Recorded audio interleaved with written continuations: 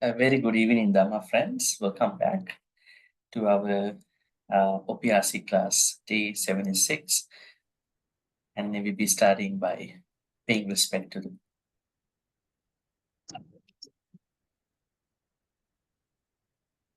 Sadhu, Sadhu, Sadhu. Namo tassa bhagavatu arahatu samma sambuddhassa. Namo tassa bhagavatu arahatu samma sambuddhassa. Namo tassa bhagavatu arahatu samma sambuddhassa.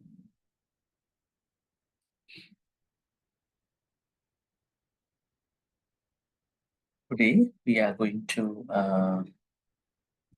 look at another Dhammapada stanza.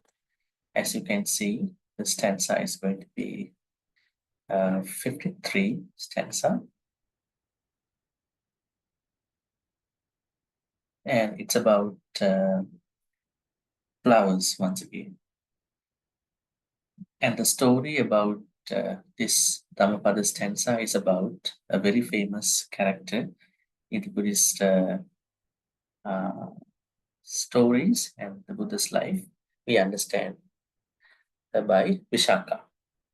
So Vishaka's whole life is the story with regard to the stanza's meaning.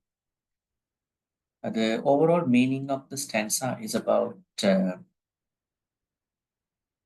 how does someone engage in different good karma, and then it's not enough to stop doing good karmas. Good karmas have to be continued.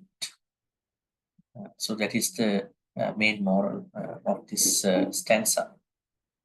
And we are learning that from Vishaka. So let's take a look at the stanza first for the reciting part, and we'll get back to the story later.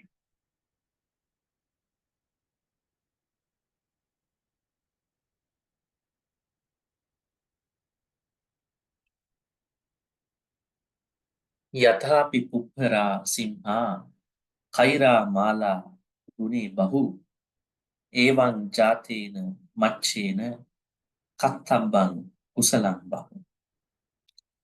Yathapi puppara simha kaira mala guni bahu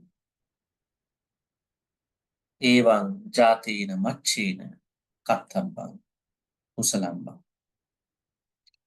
So we can see the Pali word bahu here. Interesting Pali word over here. Okay, who will now give the chance to groups to read? We would like to ask from someone from group 1 who would like to read. Please raise your virtual hand.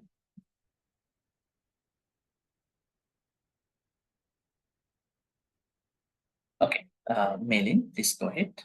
Bhante, I am using my mobile phone. I'm outside, so I won't switch on my video. Is that okay? That's okay. Yeah.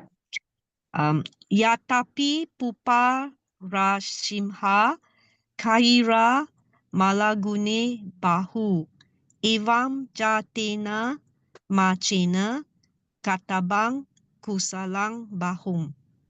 Okay, great. Thank you, Bhante. And group 2.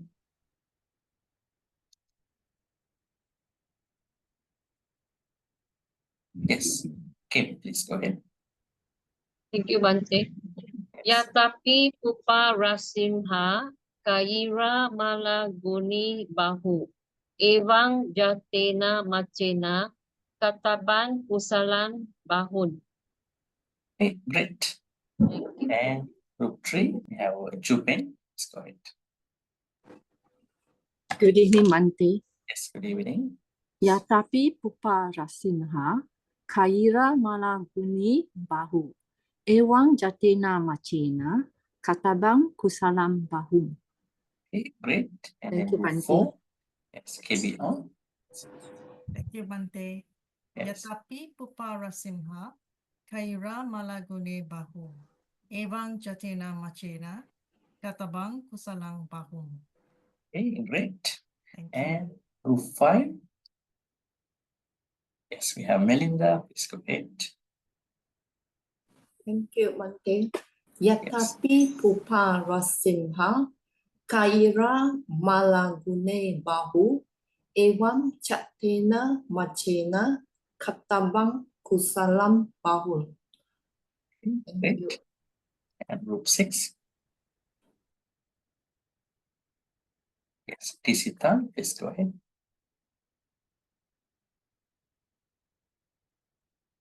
I think you are mute. You can unmute. Yes. Yeah, sorry. Yeah. Yatapi pupa rasimha kaira malaguni bahu ivam jatena machena katabam kusalam bahum. Okay, great. And group 7, we'll be asking from Maya. Bhante, good evening. Good evening. Yatapi pupa rasimha. Yatapi Yatapi pupa pupa rasimha. Kaira malaguni bahu. Evam jatena machena katabam kusalam bahum. Okay, Okay, Bhante. yes, Thank you, great. Bhante. Okay, group 7. Doris, please. Group 8. I'm from group 7, Bhante. You are group 7, yeah. Group 8 is Doris, yeah. Thank you, Bhante. Yes. Yatapi puparasimha kaira malagune bahu. Evam jatena machena katabam kusalam bahum. Okay, great. Thank you, Bhante. And now we are giving the chance to others. If anybody would like to read this stanza number 53, please go ahead. You can raise your virtual hand and then give it the chance to read. We'll start with Nai Cheng, please. Good evening, Bhante. Good evening, please. Yatapi puppara simha kaira malaguni bahu evang jatena machena katabang kusalang bahu. Okay, great. Thank you, Bhante. Yes, yes. Then we have CHR.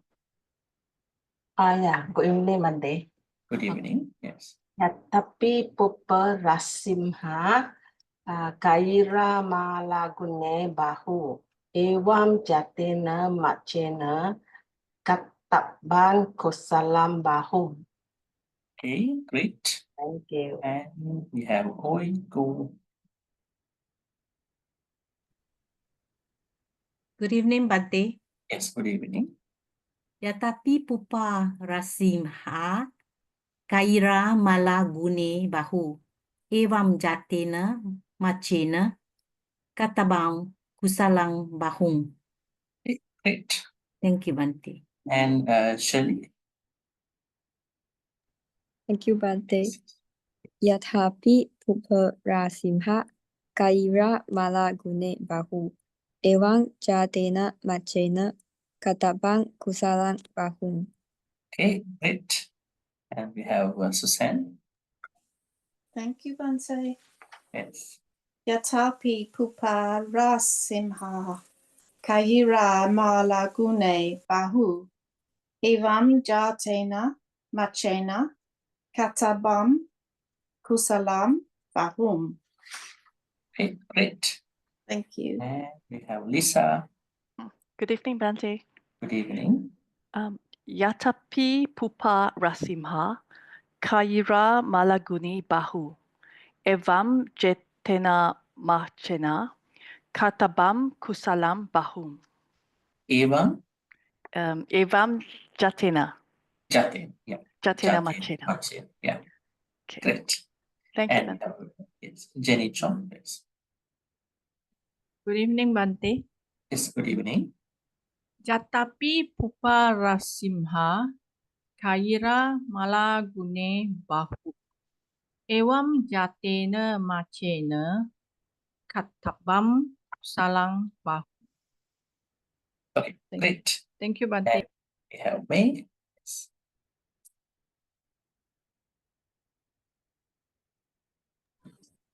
Yatapi pupa rasimha kaira malaguni bahu Evam jatena machena katabam kusalam bahum. Okay, great. Thank you, Bhante. And Pauline? Sukihotu Bhante. Yeah, Sukihotu. Yatapi pupa rasimha kaira malagune bahu. Evam jatena machena katabang kusalang bahum. Okay, great. And we have Margaret. Evening, Bhante. Yes, evening. Yatapi pupa rasimha kayera mala guni bahu. Evam jatena machena katabam kusalam bahum. Okay, great. Thank you, Bhante. We have Rashmi. Yes. Yes, Yes, Rashmi. thank you, Bhante. Yeah, please. यथापि पुप्पर रासिम्हा कैरा माला गुणे बहु एवं जातेन मच्चेन तत्तब्बं कुशलं बहु. Okay, great. And finally, Sakhu. Yeah. Good evening, Bhante. Good evening. Yatapi pupa rasimha kaira malagune bahu. Evam jatena machena katabam kusalam bahum. Okay, great. Okay, thank you, Bhante. Yes. Right. Anybody else who would like to read?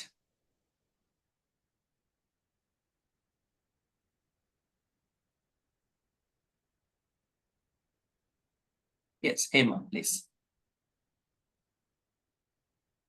Yeah, can you please unmute?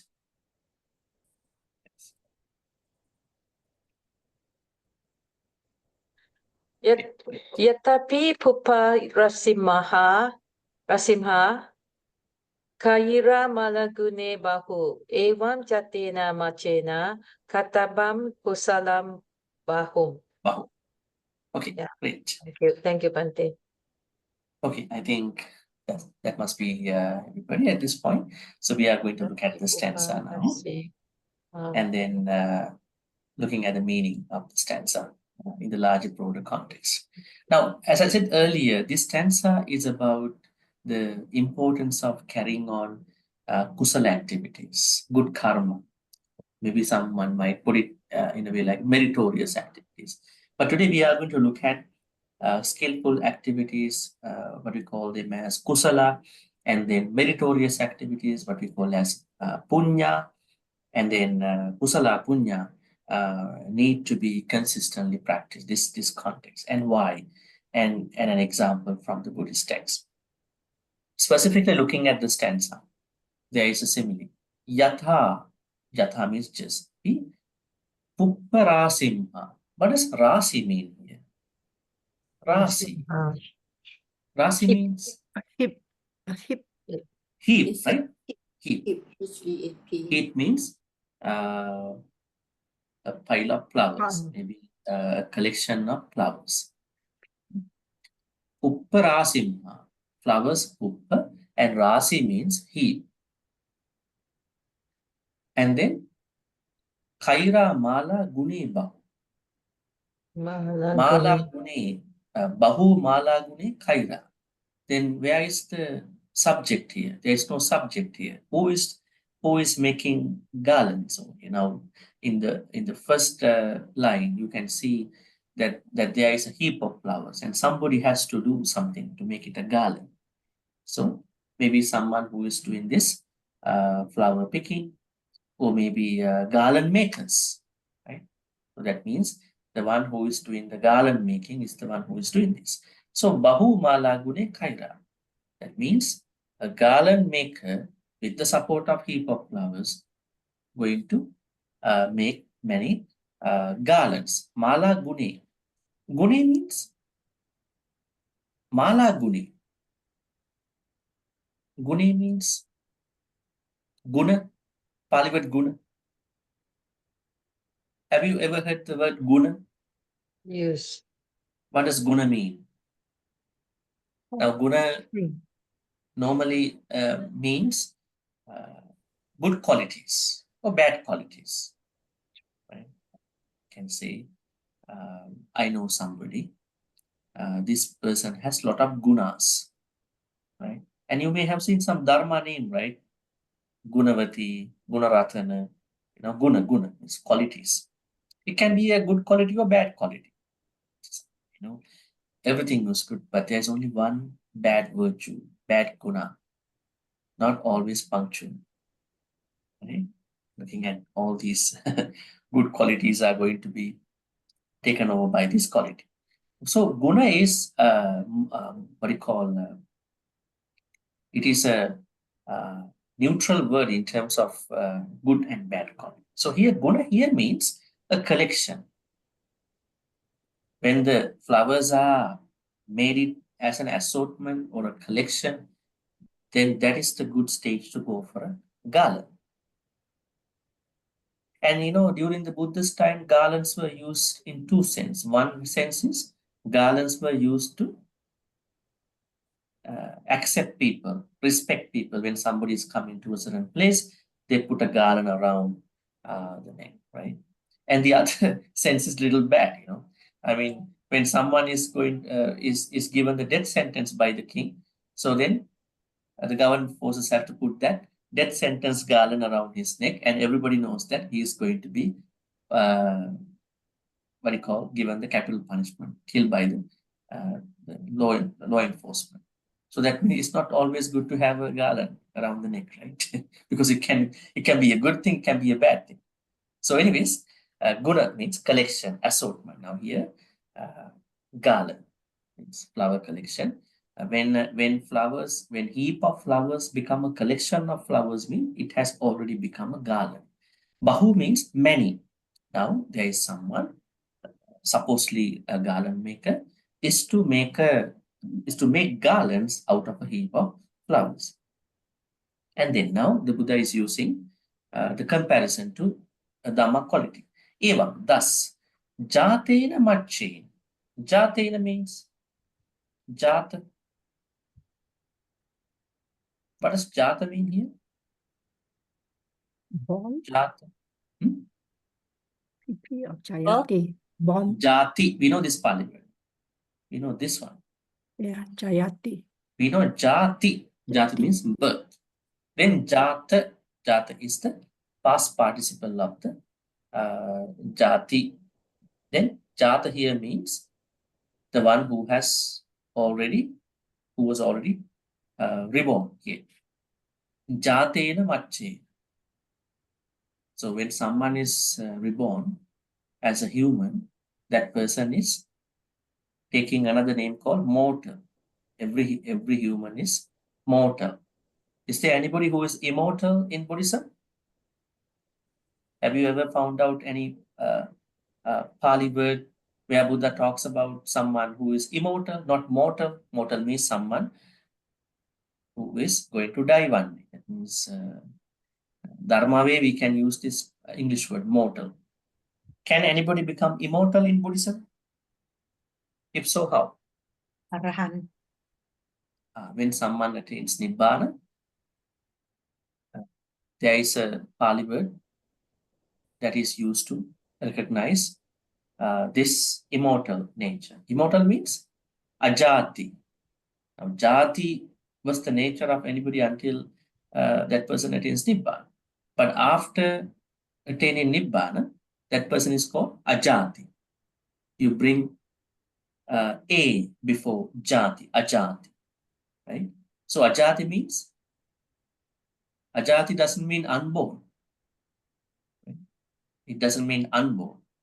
Ajati means that the person is not mortal anymore. It's immortal. But the English word immortal has a certain connotation to a certain what you call soul. But here we understand mortal and immortal in the sense of someone who is dying and going to be reborn again, and then someone immortal in the sense of someone who is dying but having attained Nibbana, not going to be reborn. Okay, so Jatena Macchena means those people or any human who has been reborn, who is going to die. Jatena Macchena Kattabam Kusalam Bahu. Kattabam. Kusalam bahu kattabam. Bahu kusalam, right? Bahu kusalam. Bahu means many, not one kusala. Not that you do one Khatina ceremony and then go back home and never engage in any other good karma. Not that you go to Bihar only on Vesak day only, right? It has to continue. It is a consistent practice. So that means have to keep engaged. So bahu kusalam, many kusalas. At the same time, understand kusala comes in different forms. Kusala is not only dana. Kusala is not only sila. Kusala is not only meditation. Kusala is not only pattidana. Kusala is not only pattanumodana. Kusala is not only volunteering. Kusala transcends in many ways. They are fundamental. I think many of you have been doing that. Kusala transcends every activity that we are doing in our daily life. What about Brahma Viharas, Metta, Karuna, Mudita, Upekka? So these are also very interesting aspects of Kusala. Right? So then we have to, on one hand, we have to stay consistent in the Kusala practice. On the other hand, we have to innovate in our Kusala practice. Innovate. Find out new ways to become generous. Find out new ways to become mindful. Not that we only go to a program and become mindful, but is my mindful in my daily life? Can I be mindful when I'm cooking? Can I be mindful when I'm talking to somebody? Can I be mindful while I'm at work? Oh, I think that work time, I cannot be mindful. Only when I finish my work, I can be mindful. No, from one day itself onwards, I'm thinking, no, I think I should be able to bring this mindfulness in a way to my work. So I innovate. I look at mindfulness from a different aspect. Right? For those people who are thinking, my house is a mess, it is a disturbance to my spiritual practice, but there is one person who has some courage at a certain point. No, I think my house is the best place for my practice. And then trying to innovate Dhamma in the house, not outside the house only. It's like practicing meditation on a cushion and practicing meditation off the cushion. What is that experience like? Right? You make up your mind, you know what you are doing, and you go engage in a ceremony and you come back. I think during the time you are okay. You have nothing to worry about because you are already in the ceremony. You are already in the program. But can you be like that all the time? No. For the rest of the many days, you are in your normal life. Why not bringing Dhamma into my normal life? This is the important aspect of our life. And then that person innovates Kusala perspective. So then, on one hand, consistent Kusala practice. On the other hand, innovative Kusala practice. Both have to go hand in hand, not one or the other. Right? Okay, that is the main idea. And here, Kattabang is better to engage. Going back to Jata, is there any other meaning for Jata? Now, Jati, we understand. Birth. It's called birth, right? And is there any other meaning for Jata? How many of you have taken 8 precepts so far? 8 precepts, those people who have taken 8 precepts.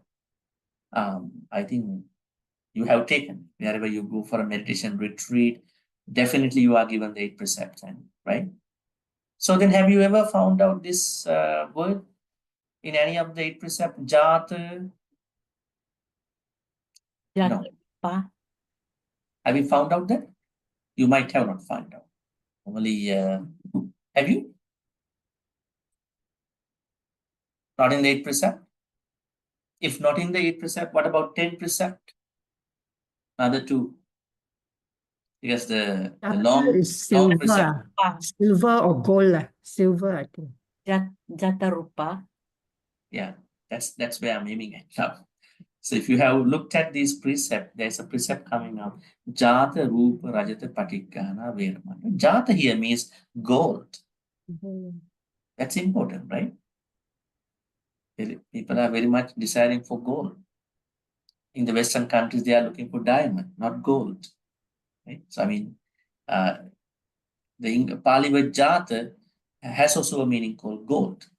But here, Jati, right? So any human who has already been reborn in this human space should continue doing more good karma. I would say kusala karma. Buddha clearly says here kusala, right? You can see here kusala. Kusala must be repeated. Right? But there is another Dhammapada stanza somewhere in Dhammapada. Punyanche puriso kaira, kaira te tampuna. At that point, Buddha says punya also must be consistently repeated. Now, what is the difference between kusala and punya? Have you ever heard these two terms together? Kusala and punya. One way to understand is these were taken synonymously in some places in the text. On the other hand, these were taken differently in many other places. How the two words were taken differently? We can look at these two terms differently in the way how we engage in the activity. Any good activity, good karma is the thing that is being generated after that. Any activity can be engaged in the kusala way and the punya way. What is the kusala way of engaging in the activity? Say, for instance, someone is giving dana. And then, ever since the person wants to give a dana, the person is always imagining about benefits for the future, right? Benefits. What am I getting out of this dana? Maybe probably next life and all that. I think this is the usual way many people get to engage. Probably this might be the way we can ask people to engage. We don't have to say anything bad about that. But as someone has been doing dana for some time, if the person is continuing in that way, that might be a sort of setback to the practice. So at that point, we have to kindly, gently tell that person, this is the way that we have seen in the text, how to practice dana. Now, the first person is giving dana with expectations. I'm not talking about expectations with regard to deceased loved ones, giving karma to them, good karma to deceased loved ones, and the devas. There's no problem because they are definitely customary practices. But what about one is giving a plate of food to somebody, be a monk or a nun or somebody else, and expecting, may I be able to have better food than this in my future life? Maybe may I be able to become a deva in a heaven? Only expecting these kind of secular mundane plans through the activity, this will definitely become a sort of punya. It can become a limited version of a merit. But what if someone is thinking that I'm going to overcome as much greed as I can during that, before, during, after, as much I can overcome during the dana activity, as much ignorance as much I can overcome during the dana, before, during, after. This will be a kusala. Then you might be thinking, then where is the meritorious part? Meritorious part is complementary. I think you are not buying anything as an add-on extra if the package is included with a lot of other things, right? You don't have to buy. It's complementary. Merit is complementary. But what happens when we are only looking at the meritorious part, we will lose the kusala part. That's why here Buddha says, our consistency, our innovation must be towards the kusalas. Kusala is not a meritorious activity in the first place. Kusala is something where you are going to be skillful. I think skillness is very important. Now you see the Pali word kusala everywhere. You see that this skillfulness is a bit of challenging thing. So that challenging thing is becoming challenging because it's more challenging than doing a meritorious activity. Okay, so I think we have to differentiate kusala punya this way at the beginning. And then, okay, what kind of kusalas here? Kusala part. What kind of kusalas should one engage in one's life? Because some people only do one or two kusala. Some people might not do any kusala, they only do meritorious activities. So we now understand we are supposed to engage in kusala activities. So how many kusalas are there? A very fundamental basic question. 10. I don't want to embarrass. 10. Yeah, 10 kusalas. What are they? 10 kusalas. Let's talk in a nice way, the gentle way of teaching up by the Buddha. The good side of those 10 skillful activities. One is Three when you say actions. not killing, Yeah. why we have to pick up the killing part? Let's say taking care of every being. That's more comfortable, right? So killing is bad, definitely akusala. Then taking care of every being, including myself. Right? Why do I put including myself? There are people who lose that part. Then they are going to take their life. Taking care of living beings, including oneself. Then going to the belongings, possessions. Right? Taking care of others' possessions, belongings as well. Then third one, No sexual respecting. misconduct. Yeah, let's talk about sexual conduct. Sexual conduct. Yeah, that's the kusala. Misconduct is the akusala. So sexual conduct. That means sexual conduct has everything, not stepping over to other people's relationship, not trying to break their relationships, not backstabbing other people, saying you are good, your relationships are good, but behind the scene you are going to backstab them. Nothing is there. It is more towards sexual conduct, which has all these happy, pleasant perspectives. That's number 3. And then number 4, then we are going into the speech part. Speech No part. lying. What are they? No lying. Truthfulness. No lying. Talking truthful words. Right? It's a kusala all the time if you are trying to. I think the most important thing is at least you are trying to speak truthful word. Trying at least, at the very least. Think about a professional liar, talk about these utter lies all the time. Professional lies. Thinking like today, I think this is not a good thing for me onwards from today. If there is somebody like that out there in society, and I'm trying my level best to speak the truth according to the time situation, right? So then this can definitely create a kusala. That means truthfulness, being truthful, speaking the truth all the time, as much as that person can. Then the next one, the fifth one, Harsh is words. Harsh words.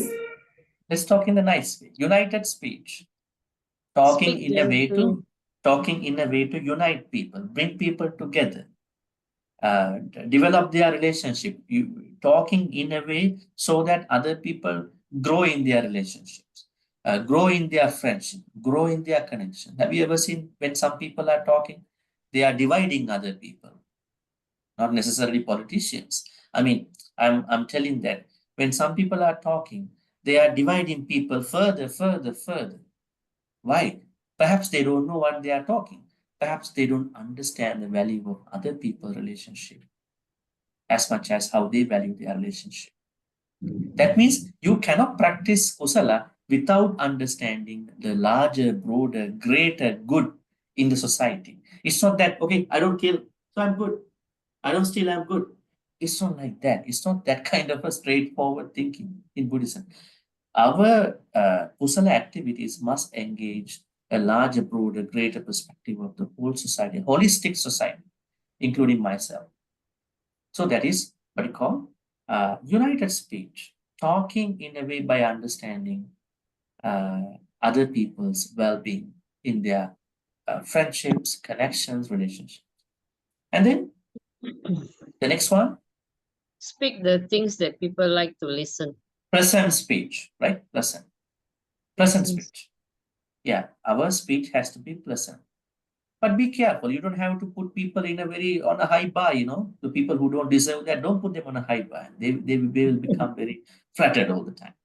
You are talking in the proper, nice way. You are lifting people, but you are not trying to brag about other people, bragging from oneself, bragging from other people. So you are engaging in a pleasant speech. How to talk pleasantly, actually? How to talk in a nice way? What things do we need to talk in a nice way? Gentle speech. I think we all can talk.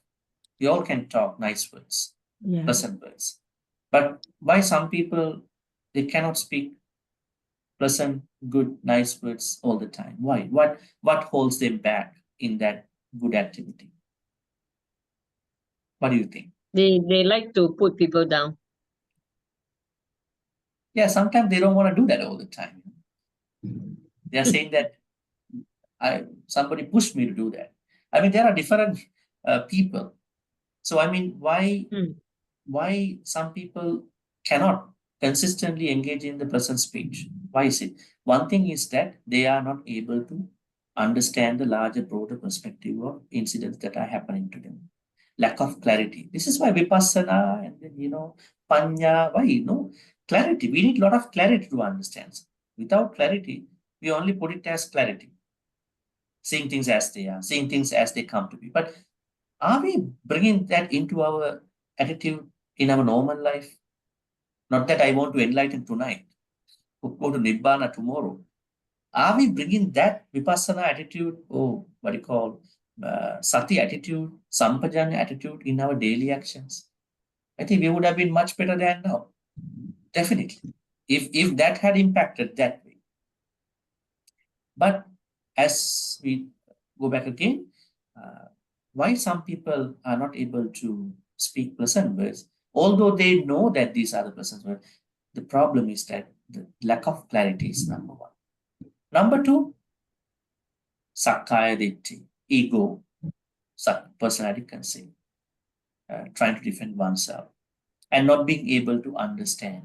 There are many other factors that are impacting someone's pleasant speech. Not limited to these things, but also there are some people who have never been called by other people in nice words. There are some people like that. Let's say someone was grown in a very abusive environment, like the Satyagumba Jataka's parrot. Remember the two parrots in the Jataka story? I think you know the story, right? There's a Jataka story called Satyagumba Jataka. Maybe I'm going to send the link for you. It's an interesting Jataka story.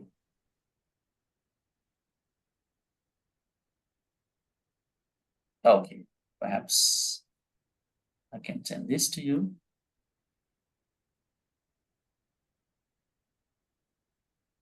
Yeah. For the reading pleasure. Reading pleasure with Dhammapada. Interesting Jataka story. In this Jataka story, there are two parrots, two brothers. What happened? Because of a certain wind, they were gush apart. And then what happened? One parrot was fallen into a camp of the what do you call burglars, thieves. The other parrot was taken away by the wind to a hermitage. So the king in the nearby area went for hunting. He got lost somewhere in the forest. So then he managed to walk around. Then he stopped because he was very tired. Then that parrot who was living in that area, in the nearby the thieves' camp, was talking to him. The parrot stopped definitely. Yeah, I mean, today we're gonna break in, catch him, bring him to the camp, and we do the rest of the things. We're gonna empty his pockets and everything. The king was looking up. What's going on? The parrot. He ran. This could be a very bad parrot. And then he ran to the other side of the forest, and then somehow he was tired. He sat down near another tree, and then he was called by another parrot. Please come here. Please take this glass of water. Please take a rest, and now you can talk. These kinds of nice words.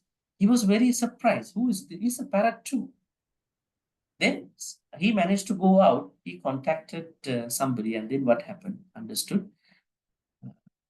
The parrot who was talking to him in a way that, like a thief, was going through, was hearing all the thieves, burglars' conversation every night. Because every night thieves get together, talk about where to break in next day, where to attack somebody in the village. And then the other parrot was always hearing the conversations of the sages, hermits, monks, nuns, ascetics. So that means definitely we understand environment also matters to someone's good speech. Some people never ever were called by other people in nice way. This could be a problem too, right? So there are many issues, many factors. Sometimes it could be the genetic factors, it could be the environmental factors, it could be the improper way of practicing Dhamma also. They know they are supposed to, but they don't, they are not going to put it into practice. Probably they have not make it very what do you call seriously in the practice. Okay, the other thing is present speech, then speaking meaningfully and timely with regard to the virtuous thing. Lower in the gossiping party. People like to chit chat, gossip, idle chat, This, it doesn't matter. I mean, you may go to a coffee shop, you may just engage with somebody about life and everything. But please be mindful about your timing for that. Don't waste your precious time. You think you have more time, maybe you may not have a lot of time. So we understand that we are going to involve in productive, meaningful, virtuous conversations as much as we can. It does not say that you cannot talk to someone about life, anything what you want to talk. That is your choice. But you are talking contingent to this understanding of what you call virtuous speech. And then having lots of dana thoughts. Why some people only have dana thought on a particular day, dana day for the vihara? What about the 29 days, 30 days that the person is staying? Are there similar dana thoughts going on? It shouldn't be necessarily having same dana thoughts. You have to cook the what you call food and bring to the vihara. Other dana thoughts, you can be, that's why I said innovate your dana thoughts. Can I help out other people? Can I be kind to somebody? Can I practice metta to somebody? Can I understand somebody's problem? Right? Can I appreciate other people? All are done. Metta, karuna, mudita, upekka. They are four forms of dana, because you cannot give metta without being generous, right? You cannot be kind to someone without being able to give it to somebody. You cannot understand other people's success without giving you appreciation. What do you call? Infervent or maybe unstingy appreciation to somebody. There are people who know that they have to appreciate other people, but they don't do that. Why should I appreciate other people? I don't want to do that. They are not generous in that appreciation, mudita. They know mudita is good. They know they're supposed to do, but they don't want to do it. Why? They don't know mudita is a dana. And then upekka, equanimity, balanced mind. Is it a dana also? Yeah, it is a dana too. Why? When people feel very happy, right? They feel very elated. When people feel down, they feel very overwhelmed in that situation. When people, what you call, compliment other people, they get very elated, shrugged off. When people put other people down, they get very down. Then how to stay sane when people do these things? Then we have to be generous in understanding, give some dedication to the practice of understanding what you call benefit side and the losses side of anything. So it's also part of dana. That means dana is everywhere in this perspective. So the 8th kusala is creating lots of dana thoughts, starting from food, and find out all the other ways of giving dana. I would tell you easily, Brahma Viharas. Practice more Brahma Viharas during your daytime, daily life. Then you are creating lots of dana. That's pretty easy to understand. Now what you have to lay the map. How can I do that? My life and somebody's life might be different. The way how I start my day could be different. So how to do it? I wake up early in the morning. Do I learn from the Buddha? Yes, I have to learn from the Buddha. When Buddha is up early in the morning, the first thing he is doing is that, who am I going to help today? This kind of generous thought pops up in his mind. Yes, he is very extraordinary. We might not be able to be as Buddha as us, but at least we have that thought to start our day. That is important. Or that, who am I going to bother today? Who are the people who are going to bug me today? Who are going to put me down today? All these negative thoughts. Starting the day with something you can give to someone. What kind of help I can give to others and to myself. And then before the end of the day, Buddha is again doing that in the evening time. It is said that he does it for 2 times every day. Thinking about. So dana thoughts are coming, happening, and then you are finishing those dana thoughts. They are arising back again and happening, going away. So that means anabijja. The Pali word is anabijja, not abijja. Anabijja means creating lots of dana thoughts. Then the 9th one is metta thoughts. Metta has been, because metta is such a very, very important practice in Buddhism. Metta practice. Create more metta all the time. Are there any ethical problems, ethical implications in practicing metta? If there are, what they are? How to practice metta to difficult, challenging people? Never practice metta to somebody called enemies. We shouldn't have enemies. Right? We may have difficult people, challenging people. So then who are they? Maybe we don't match together. We don't have the chemistry together, family chemistry, relative chemistry. Do we have a Dhamma chemistry? Being able to work together with other people. That is, there are people who we cannot work all the time in the nice way. So it's okay, no problem. But we are not bringing hatred towards them. We are trying to work with them in a way that is possible, actually. So then, if there are challenging people, you are even including them in the metta practice. What if they are, actually in many suttas, Buddha says, if you keep them in your metta practice, they will feel your metta, they might be able to be changed as well. There may be possibilities. So creating lots of metta. Metta is not a meditation only that you sit down and doing. Like, may I be well, happy and peaceful. You are saying that may no harm come to me, no difficulties come to me. But every day you are having harm, every day you are having problems. Why is it? They were just chanting mantras only at that point. You have to put them into your attitudes. Right? Who is not having problem, who is not having harmful things. But when you internalize metta aspects in your attitude only, transformation happens. Otherwise, there is no rocket science. You have to internalize these, what you call, very, very intimate, very, very innate metta thoughts into you and to other people. So then you can overcome difficult people in that way. Maybe if they are not changing, at least you find a way to work with them in a more patient way. Right. Last kusala is, what is it? The last one is sammaditthi, right view. Right view is the last one. Is that the best one? Is that the highest one? Yes, it is the highest one. It is the starting point. It is the highest one in Buddhist practice. Why? If my attitude is wrong, whatever I do, even in the form of Dhamma, I'm not making any progress. We have to fix our right attitude, our view first, forming us into the right view, samadhi. Because in another place, the Buddha is saying, out of all the akusalas, out of all these 10 akusalas, the worst akusala, what do you think? What do you think the worst akusala is?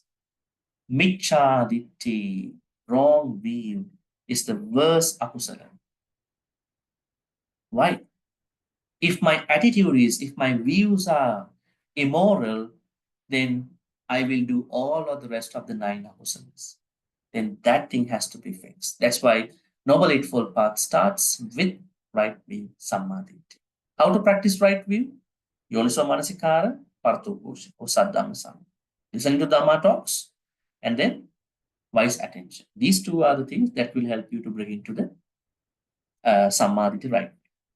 Then when you come to the right view, how to practice it? You are going to bring in 10 aspects of right view into your life. What are they?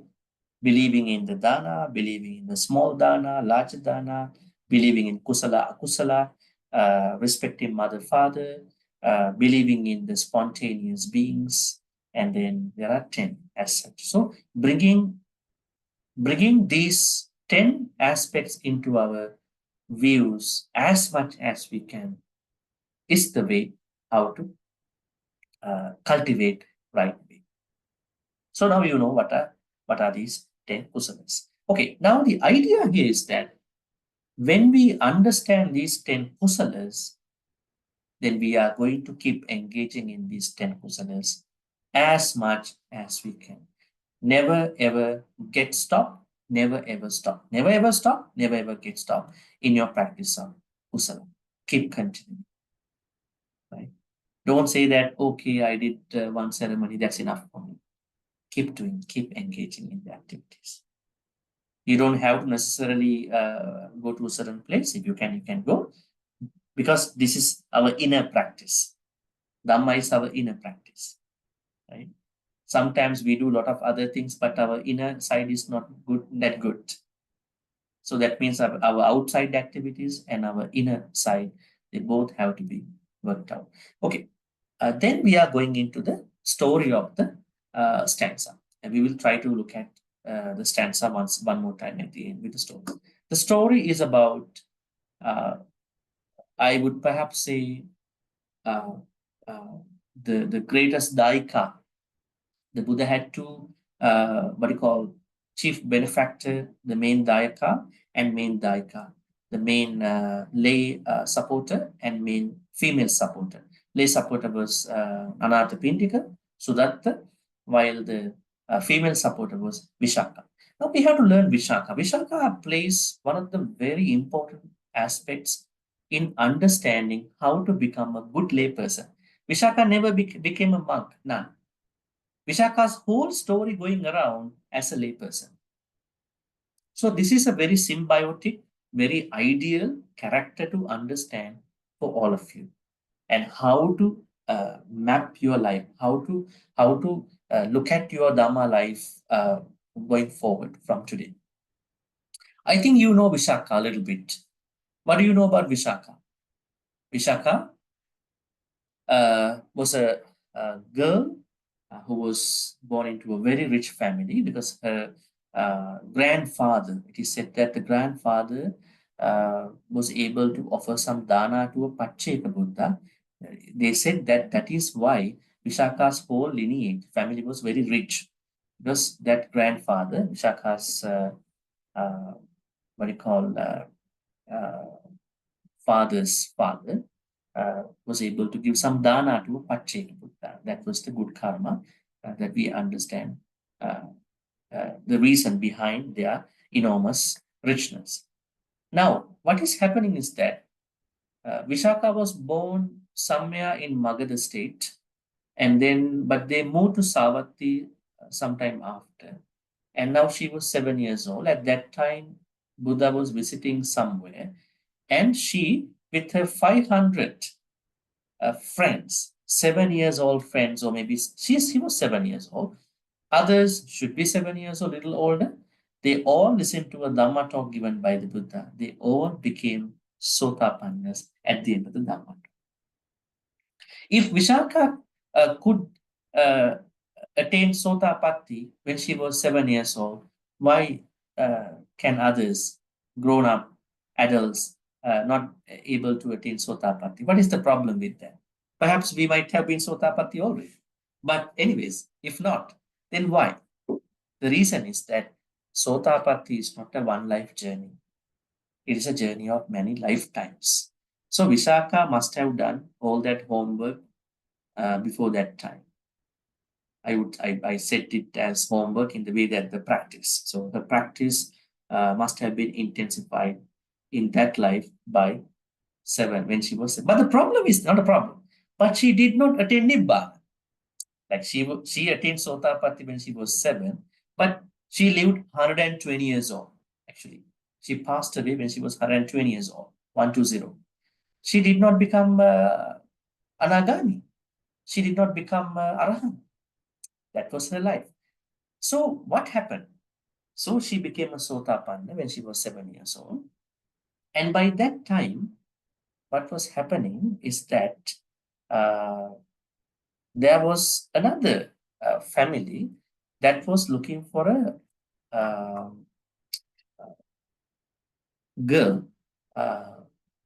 to be given to the marriage to someone called Purna Vardhana. So Purna Vardhana's father, his name was called Migara. So Migara was looking for a girl to give to his son, Purnavardhan. But Purnavardhan said, no, I don't want anybody. I would like to be a single man, like in today's young people. I better be single. So I don't want anybody. But then Migara and Migara's wife, they were pestering Purnavardhan, no, you have to think about our lineage. If you are not married, if you are not giving us a son or whoever, then how do this money, these assets, wealth will be taken by the king, the government. So then we have to do it. Then what he said was that he put a little bit of high expectation. If I find a girl who has 5 beauties, I will marry her. Then that was a little tough work for the mother and father. Then they were looking for this girl actually. I think that's not very essential. 5 types of beauty. And then what happened? The the banker, Purnavardhana's father, was very rich, and he sent some of his ministers to all the parts of the country by that time to find out this girl who is beautiful, who has everything, young and everything. Yeah, and then they were going to find out, but none of them were fitting into that description that Purnavardhana wanted. But one day they were staying nearby a certain palace, maybe certain assembly hall, and then there was a group of teenagers, probably maybe young ones. They were coming after having a bath in the nearby river. The first group, probably 400 to 490 people, they were entering the hall in a pretty calm gesture. But the last one who came was running. Also, the whole dress was wet and then running. And then the 8 or 9 or 10 ministers who were in that mission to find out this person, see, you are not a very good girl because you are running. You are running and see your body all wet. And then she said, actually, that was Vishaka. Then Vishaka said, actually, I know I'm not supposed to run. And then she was mentioning there are 4 people who should not run, in one's life. One is the king. When the king is with ornaments and good clothing, king should never run. Second is a royal elephant, should not run. That's very ugly. Third one is a monk or a nun. If a monk or a nun is to run, that's not nice. And then a woman is not supposed to run. So then she was saying, I am not supposed to run, but I had to run because I am the one who is overseeing all these 499 other young ones. So I had to run, I had to oversee them. And then I came like this, not because I wanted to be as such, because I want to take care of them. Okay, and they were very happy. And they found out the 5 beauties that their superior, Migara's son, Purnavardhana, looking for is with her. And then what happened? Now they informed Migara, and finally this marriage happened. So what happened was very interesting. Before Vishaka was leaving the house from his father's house, Dhananjaya. Vishaka's father was Dhananjaya. Let me write that for you. Dhananjaya, Vishakha's father, and Mikara is Purnavardhana, her husband's father.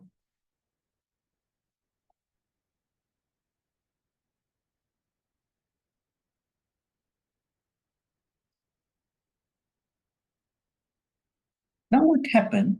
Now Vishakha was going to leave the house. And at that time, what happened is that she was given certain advices by her father. What are those advices? That means Dhananjaya gave some advices to his daughter before she leaves the house. I think these are very interesting advices, even though we are looking at the Kusala side of Vishakha. Let me put them in this way. Number one, the first advice he gave to Vishakha was that the indoor fire is not to be carried outside. I send it to you on chat. This means when you are married, you should not tell the faults of your husband or in-laws to outsiders. That's pretty interesting. This is something that Vishakha was asked by her father. Then the second thing that what you call guideline that her father gave to Vishakha was that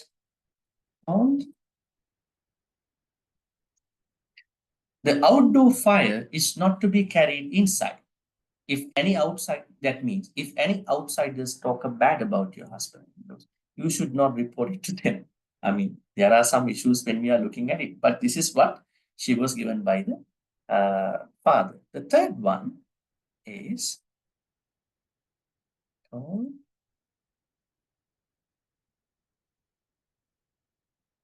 give only to him or her who give. That means if you want to lend money or anything, only give to those people who return them after you married.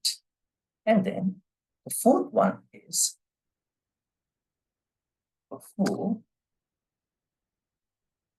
give not to him or her who gives not. No articles should be lent to those who don't return them. That means borrowing, lending part. And then the fifth one is about something interesting as well. It's about also repayment in the household activities.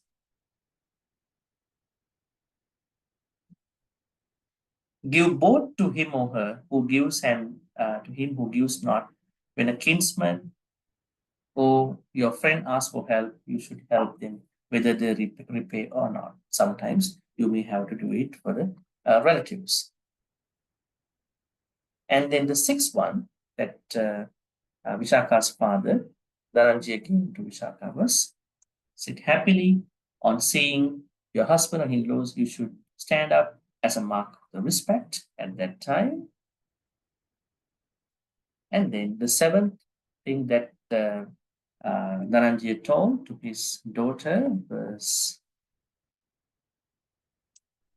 eat happily. You should not eat before your husband or in-laws, maybe treating them first.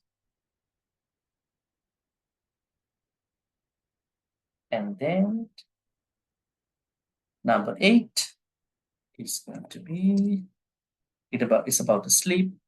Sleep happily. You should not go to bed before you, I mean, there are certain new ideas there might be, but these were the ideas given by Vishakha's father. And the ninth one is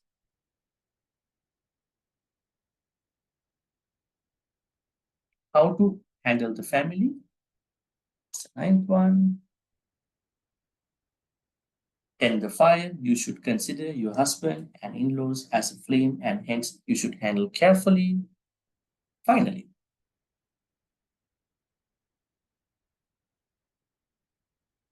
the 10th one was honor the household divinities. You should look upon your husband and in-laws as divinities and respect. So these 10 advices were given by Vishakha's father to Vishakha before she was leaving the house. they were sometimes taken as very good advisors to a family, not even to a daughter. It can go the other way around. So what happened? Now Vishaka was going to Migara's, that means Purnavardhana's house, and they started a life. Now, when they started a life, certain things happened. One thing was that Purnavardhana's father, that means Vishaka's father-in-law, Migara, was not a Buddhist. Purnavardhana was not also a Buddhist. He was a Achelaka person, Jaina person, Mahavira's follower. So one day, when Vishaka went to the husband's house, and then now she is settled over there, Migara, that means Vishaka's husband's father, invited 500 Achelakas or Nigantas over to the house. Actually, who are these Nigantas? Who are not wearing any clothes. Achelakas means those are having no clothes. Then, after they came to the house, then father-in-law, Migara, called Vishaka to come and join the Dana activity. There were Dana for Achelakas too. Then Vishaka came. Vishaka saw all were like naked over there. She was very unhappy about it. And then Nigantas were telling Migara, you have to chase her out from the house. She does not respect your tradition. But then what happened after that? There were discussions going on, and then Vishaka wanted to leave the house because of this insult or this situation. But then, anyway, there was a certain reconciliation happened. Vishaka started saying, and then Vishaka brought the Buddha into the house as well. One day. And then the Buddha came, and then finally, Migara also became a Sotapanna, father-in-law. And then, ever since, Buddha was coming to the house. But later on, what happened was that Vishaka's wealth became very, much more every day. And then Buddha was telling why it happened. The reason was that Vishaka, in one of her life, especially during the time of the Kashyapa Buddha, she was able to support a lot of Sangha members. Especially one day, there was a time that she was feeding the Sangha, especially the young Samaneras, and she was pestering the young Samaneras some sweets, some snacks. And then it is said that that's why she was even they don't like to have it, but she wants to give it to other people. That thing.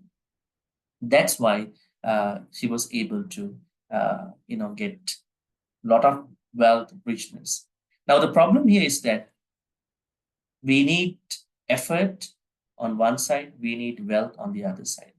So these two sides are very important to practice Kusala. If you don't have wealth, you can also practice Dhamma. But the thing is that if they are there, it is very easy to practice Dhamma.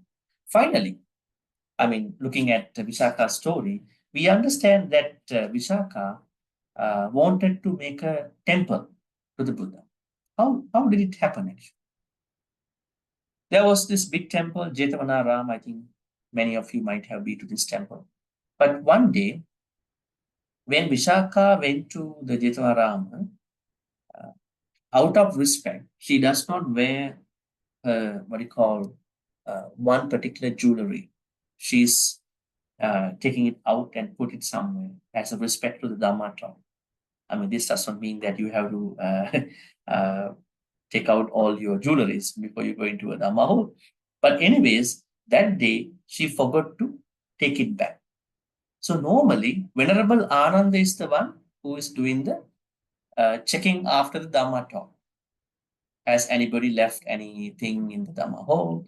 So that day, he found out this thing. So he touched it and he brought it, he put it some, the function of the lost 10 pound box activity.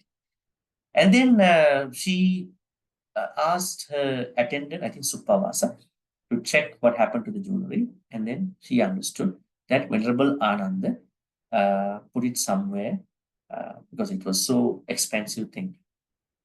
Then she thought, okay, Venerable Ananda also touched this. I think I should not use it anymore. The Sangha member touched this jewelry. So there is no purpose of giving this to Sangha members because they cannot use it. So I'm going to auction this particular jewelry thing.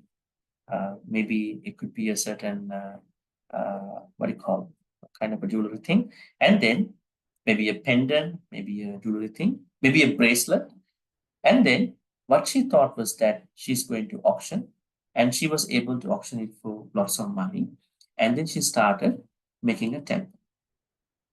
This was in the eastern part of Savatthi. That's why it's called Pubbarama. Pubbarama means, Pubba means east. So then what happened? She was able to make this vihara. It is said that this vihara had 2 floors. The ground floor had 500 rooms, it is said in the story. And the upper floor had 500 rooms, 1,000 rooms in the boat. Because she was able to afford that much money. And then she was able to make the temple in 9 months. And she was able to offer this temple.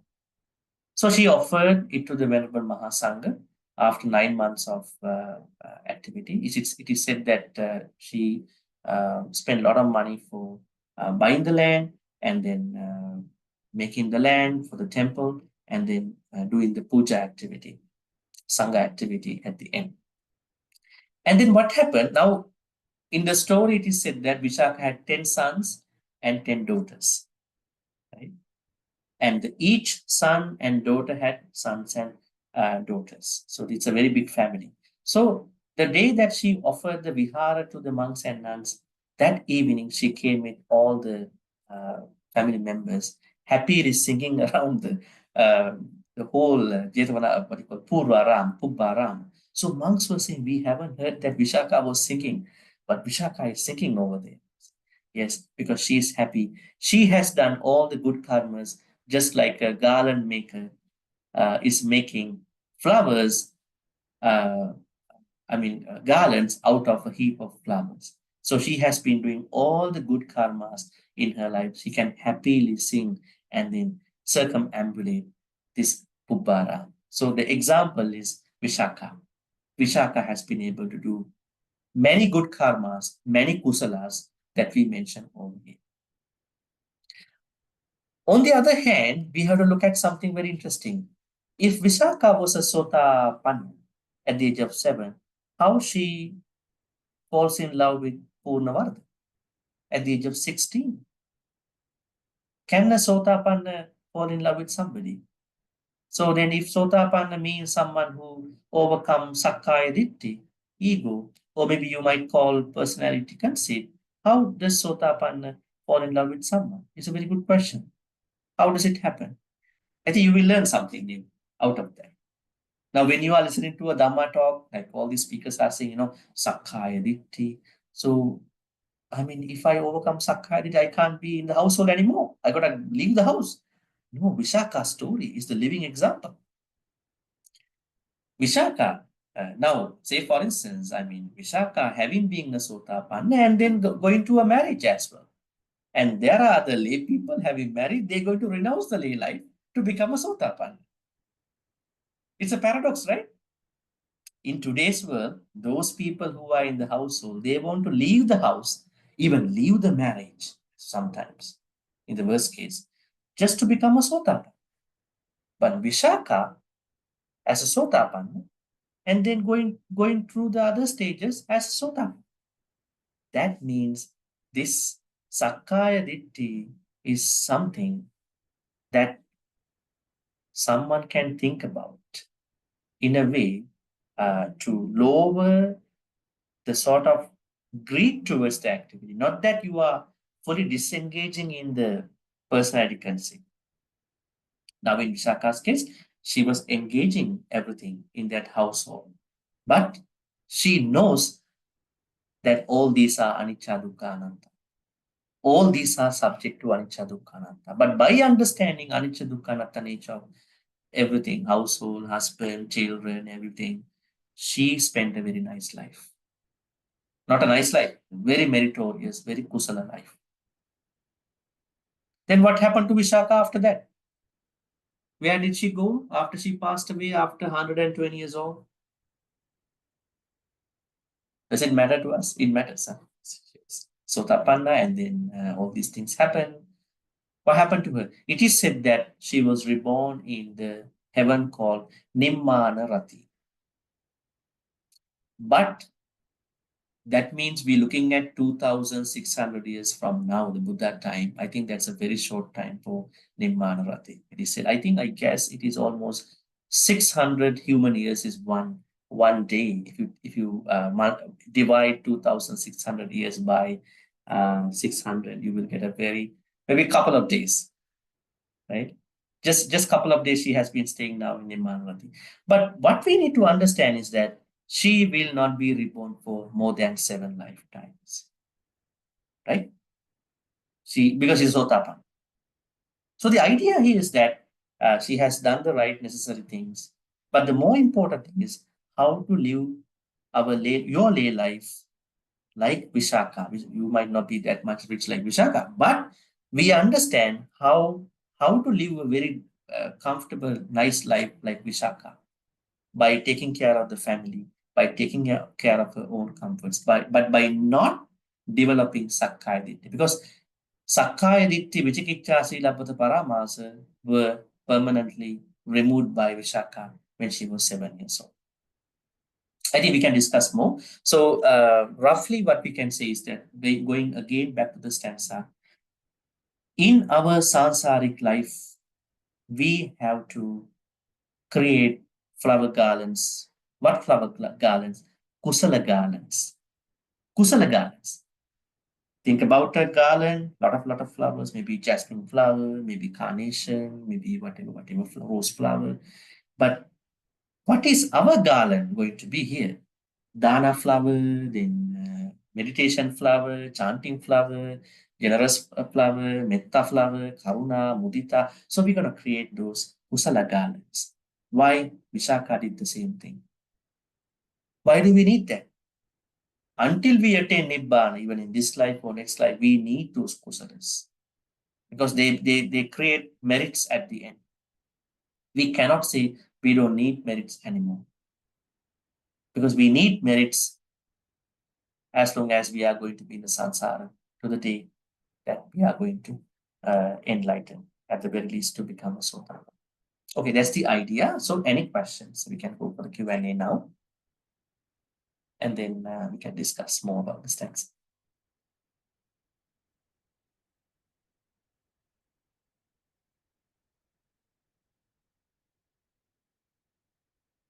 Okay, one question is here.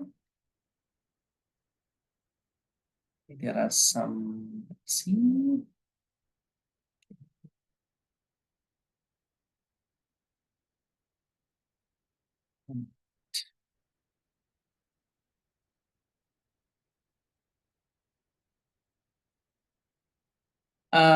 Pauline, the list that you found was not the Kusala Kammas, they are Punyas.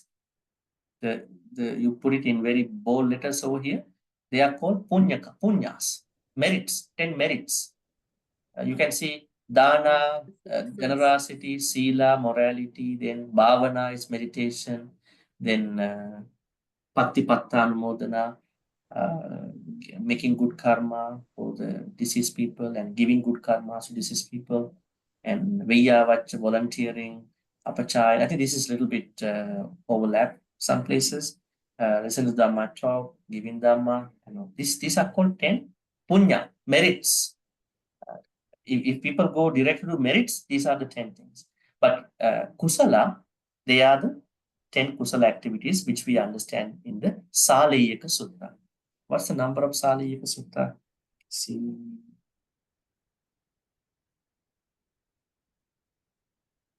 Salayaka Sutta and many other suttas actually. Can check that.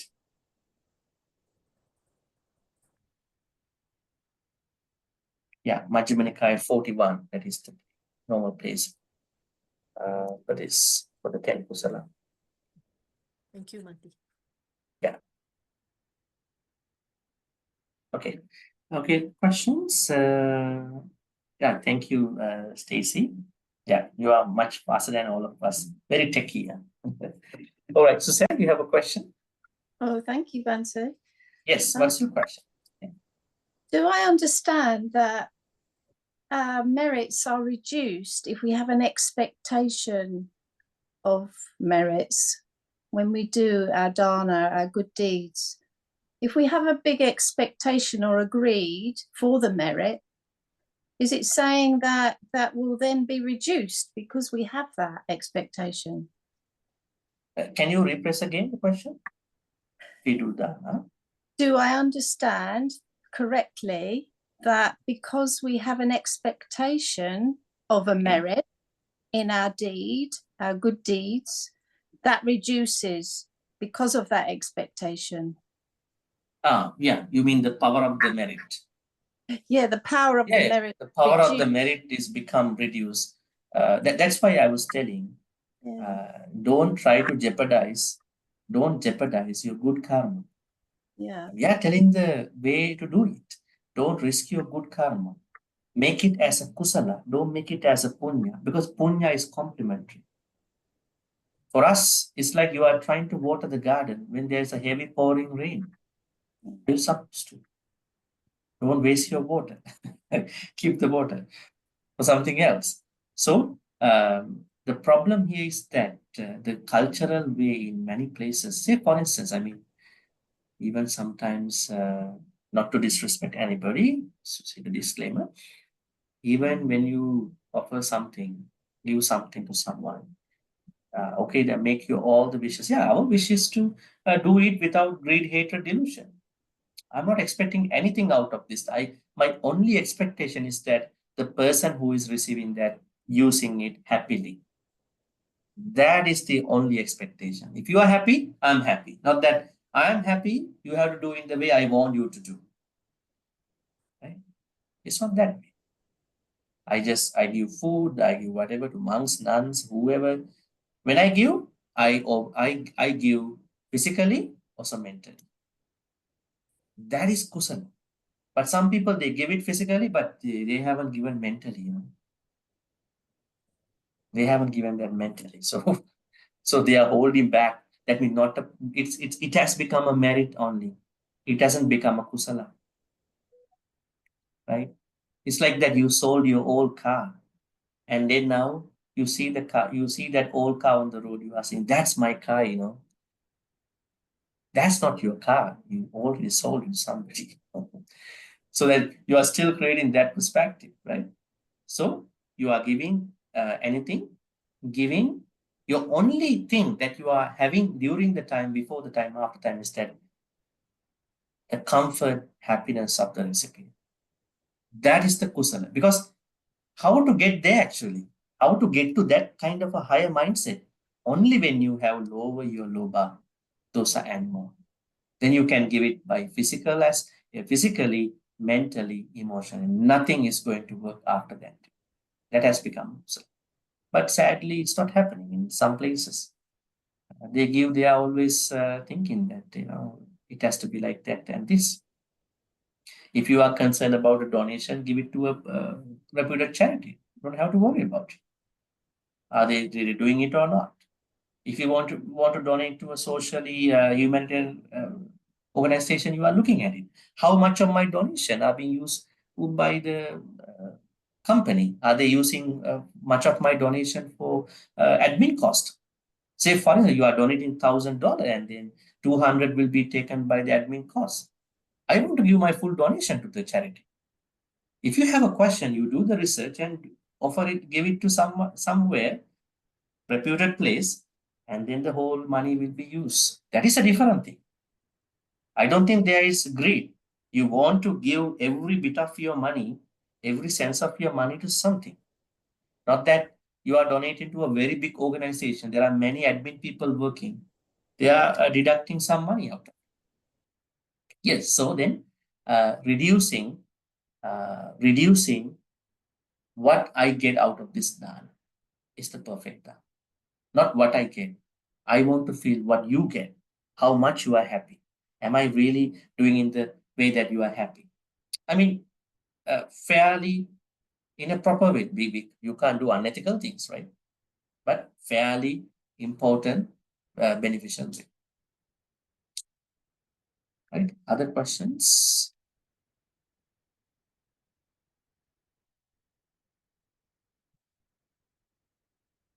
It is said that Vishaka was very concerned about the sick monks in the temple.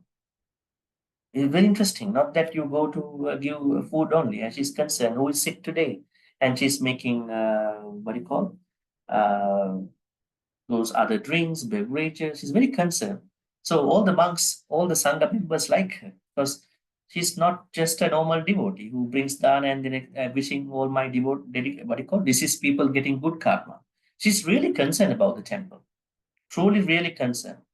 And then that's why she became the benefactress of the temple. Not everybody can do that. I mean, you may have some family commitments. You can't do that. I mean, if there is someone who can go to that extent, that was Vishaka. So yeah.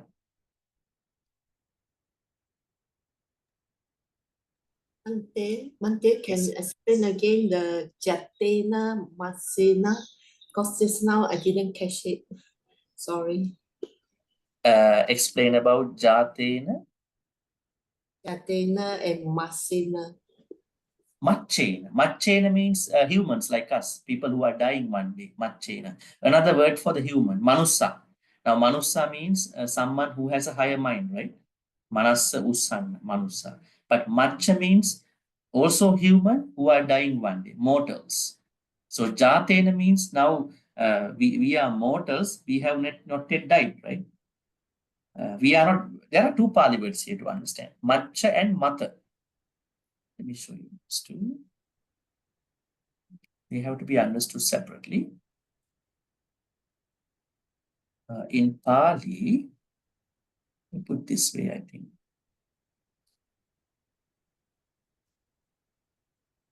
Okay, here. Now here, there's a Pali word called Mata. Mata means dead. Macha means mortal. Who is mortal? Human. We are going to die one day. Then this one, Macha. What does that Macha mean? Macha. Macha. Any thoughts? Pali Macha. Anybody has looked at this idea? Pali Macha. Macha is a fish. Fish. See, there are many Pali words that goes really closer. So here, what it means is Jatena Macha means Macha is a human who has not yet passed away. Jatena already born. So anybody who has reborn here at this point, mortals, they must do more good karma. Bahu means more.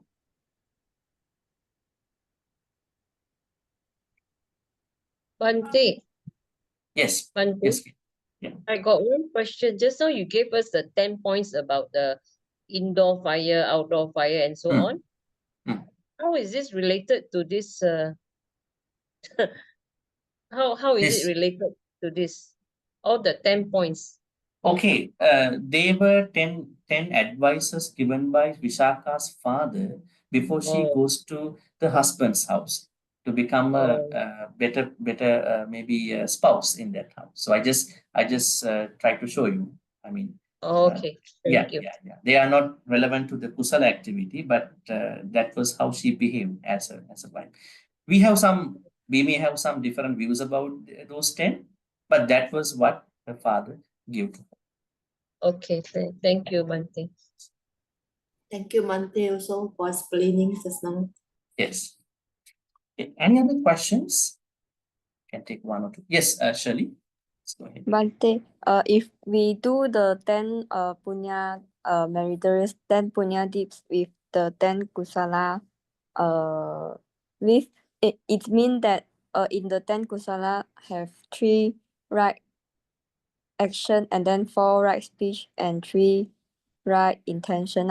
Means we do the 10 punya 10 meritorious deed with this right action, speech and intention. So actually, what we are supposed to do is to do the both kusala and punya together, but more towards the kusala. Now, say for instance, you have to understand this way. One is a literal definition about the kusala and punya. Expecting things and doing is punya, and not expecting doing is kusala. On the other hand, there are places Buddha takes kusala punya together. So then the list of 10 punya, which Pauline posted here, they are relevant to all of us. I mean, they are also kind of kusala. But normally we take kusala punya in a way. Kusala is the most important activity we have to engage during our lifetime. And punya is something happening. It's complementary, because when we are engaging in kusala, punya is complementary. All right, we will take one more question and then we will finish today. Yes, Paul. Yes. Thank you, Bhante. Bhante, just that last week we were talking about sense restraint. Sorry, because after that we went back and then my friends and we just discussed, and I think it's pretty difficult for lay people to follow. So, for example, Bhante, I kind of enjoy watching movies and on Netflix and all that, right? So, what should be kind of the practice so that we have sense restraint while watching a very interesting movie or series or anything like that? Yeah, what is the difficulty in watching a Netflix movie with regard to restraining senses? I mean, what is the difficulty you recognize? Watching movie itself, do you think is watching movie itself an immoral activity, or how do you look at it? It's distraction, pulling my mind from maybe. It depends. It depends on what kind of movies you are watching. Okay. I mean, when you say movie, there are many movies, and people might watch a documentary. Even we watch a YouTube video, it can be a movie to somebody. So I think here what we need to understand is we cannot demonize watching movie activity. You watch an Astro movie or Netflix movie, we cannot demonize this activity. Rather, you know what movie you want to watch, and you have a certain boundary in watching that. Actually, that's pretty common sense. Let's say there is someone starting watching movie after dinner until 11, 12 o'clock. There's something wrong with that person, right? Maybe tomorrow have to go to work, maybe sleep problem, family problems, right? I think watching a movie is not the problem. What kind of movie you are watching, it is something to just think about.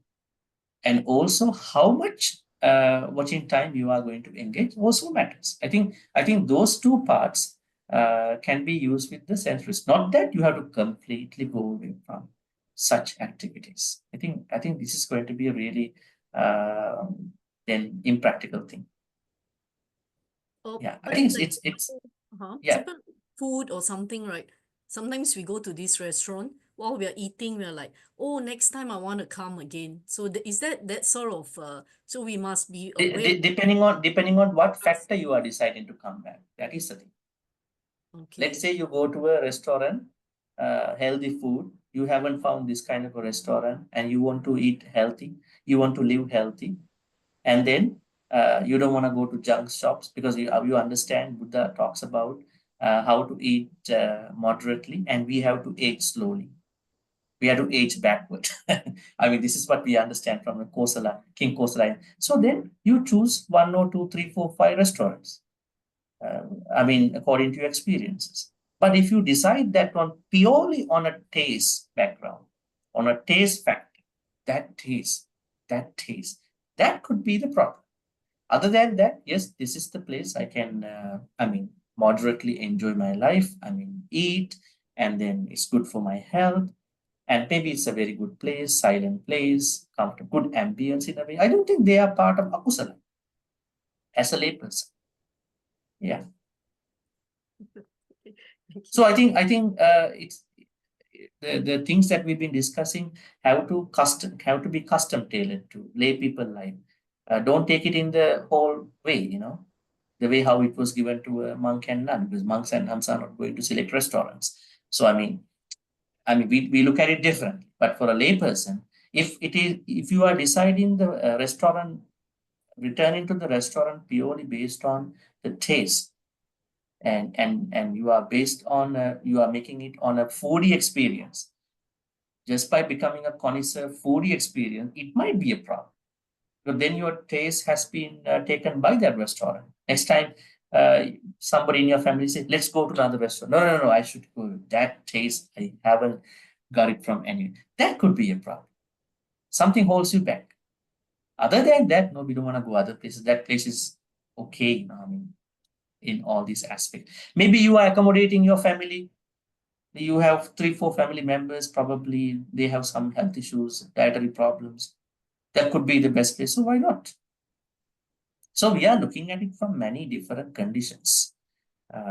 Yeah. So in moderation, is that one way for Moderation, accommodating other people is the biggest problem in going to a restaurant. You think about it. You talk to other people going to a restaurant. How many things people are talking? I don't want to go there. I don't like food over there. Then perhaps this is a place you are becoming generous towards accommodating other people. But finally, you are convincing this is a better place. Not because of the food only, for everything. So that is how we look at it. So we have to look at it from many conditions, many factors. But if you end up with a certain pure taste base, that could be a problem. Otherwise, it should be definitely under this practice. Okay. All right. So we are going to now wrap this up. I think we learned about how to make not kusala kamma only. Today we learn how to do different kusala kamma. Like what Pauline just asked. Now she was thinking we cannot do that because we have to be said, no, we have to look at that situation from many angles. Then we can find out how to do it in the kusala way. Right? So we learned 2 things. Try to be innovative in your kusala practice, not only do the traditional way of kusala activities only. While doing that, also become innovative. Second, stay consistent in your kusala practice. Right? So these 2 things were the things we learned from Vishaka and Vishaka's whole life and from the stanza. So may all the good karmas we've been creating through today's discussion be transferred to all the departed ones. Deceased loved ones. May the loved ones be well and happy. May they attain supreme bliss of Nibbana. Sadhu, sadhu, sadhu. Idammi nyatinang hotu sukhita huntu nyatayu.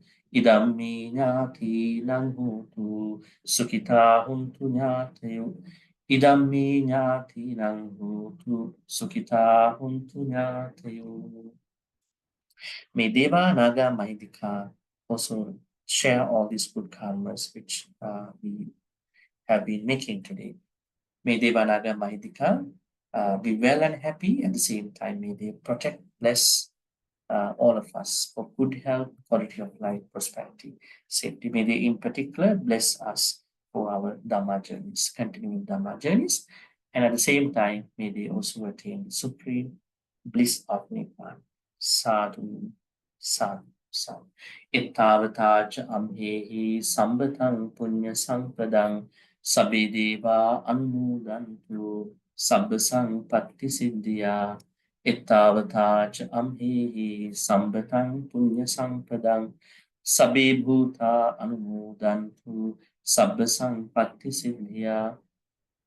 Ittavata cha amhehi sambatang punya sampadang sabbe sattha anumodantu sabbasang patti siddhya. Akasattha cha bhummattha devanaga mahidika punyantang anumoditva chirang rakhantu sasanang. Akasattha cha bhummattha devanaga mahidika punyantang anumoditva chirang rakhantu desanang. Akasattha cha bhummattha devanaga mahidika punyantang anumoditva chirang rakhantu mang paranti chirang rakhantu tutvan sadati. Dhammavish is to be surrounded with Kalyana Mittas. On one hand, we are going to wish to have this Kalyana Mitta friendship all the way to Nibbana. At the same time, maybe become Kalyana Mittras to many people as we can. Until we attain Nibbana. Thinking thus, we're going to make our Dhamma wish. Imina punya kammina mami bala samagamu satang samagamu yavadi bala patya. Finally, we are going to reflect upon all the good karmas we've been making. We are also going to make garlands of good karmas, kusalas all the time. May all these good karmas we've been making today, on the 76th day of our OPRC class, online Pali class, be supportive and helpful for all of us to attain the supreme bliss of Nibbana. Sadhu, sadhu, sadhu. Abhivadana siddhis niccang vardha prachaino chattaru dhamma vaddhanti ayuvannu sukhang balang ayurarogya sampatti sagga sampatti mevacha ato nibbana sampatti iminate samicchatu. Sadhu, sadhu, sadhu. With those blessings, wishing you a pleasant good night. And we'll see you next Thursday at the same time. Thank you, Thank Bhante. you, Good Bhante. evening, Thank you, everyone. Bhante. Good night, Bhante. Good night, Thank you, all. Bhante. Good night, Bhante. Good night, everyone. Sadhu Bhante, thank you. Take Thank care. you, Bhante. Thank you, Bhante. Thank Good you. night, Yeah, everyone. bye.